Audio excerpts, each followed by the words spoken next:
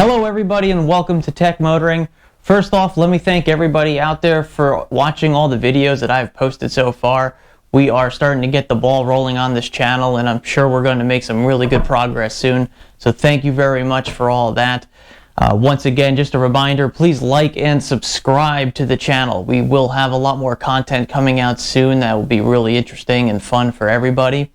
Today, we are going to be changing the battery on your Corvette key fob using nothing more than a quarter. So stay tuned.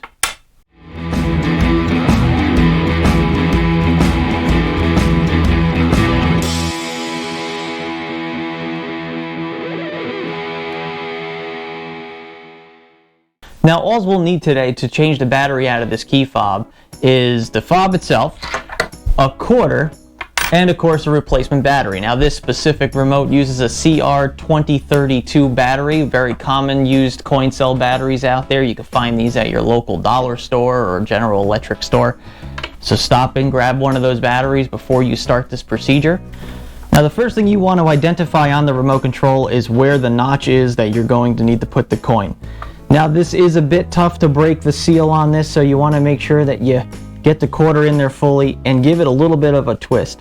And like I said, it can be a little tough, but once it snaps loose like that, it's pretty easy just to kind of pry everything apart, just like so. And just go around the remote nice and slow. Try not to twist too hard, as you may actually just break the plastic of the remote, so you want to try to avoid that. And once you get everything apart, then you'll see that the battery actually just kind of falls right out because the battery is only held in there by these little tabs. Now, that's how the battery sits in this remote. So the first thing you want to check while you're in here is just to make sure that there's no other damages inside here. So now you want to make sure that there's no loose components. You also want to make sure that there's no water damage. Now you would see some white residue around the green circuit board, so it looked pretty obvious that there might be some previous water damage to the remote, because not all the time does the remote stop working mean that the battery is bad. So after you just inspect everything real quick, making sure it looks good, what we're going to do is we're going to take this little clip out here, we're going to pop the battery out, and of course just remember which way the battery is in there. Now it does tell you right here in the remote that the positive side has to go down into the remote, so that is a good reminder for you to know which way it has to go. But it's always good just to remind yourself that way as well. So after we take the battery out, I have this little battery tester here. You can pick this up off of Amazon for about $5 or so, and it's good. It tests all different types of batteries, AA's, AAA's, even these coin cell batteries. So what you want to do is just to see if you indeed have a battery issue with your remote, or if it's something like just your key fob could be starting to go bad on you. And yeah, there you go. You can see that we really don't have much power left in this battery. It's in the red. I'll just do that again. It barely gets up anywhere. So with that being said, here we go. We got a new battery here. We're just going to throw it in a tester and see what it looks like. Yep, clearly we got some extra voltage there, so that's what we want to use.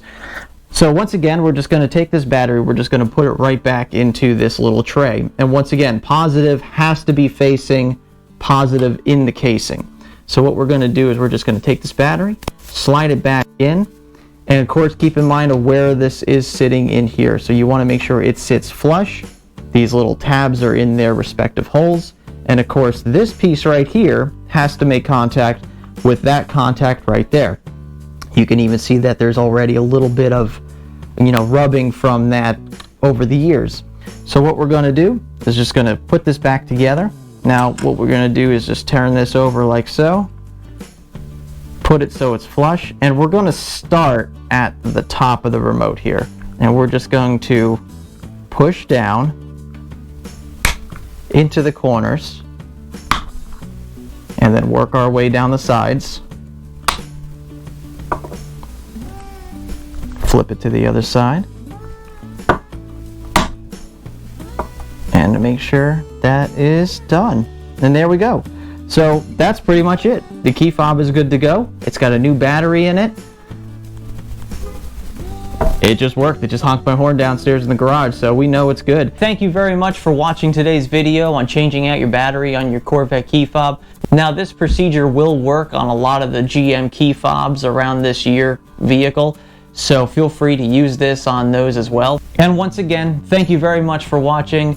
Please like, subscribe, and hit that bell for notifications of future episodes. And remember, welcome to the future, and welcome to Tech Motoring. We'll see you on the next episode.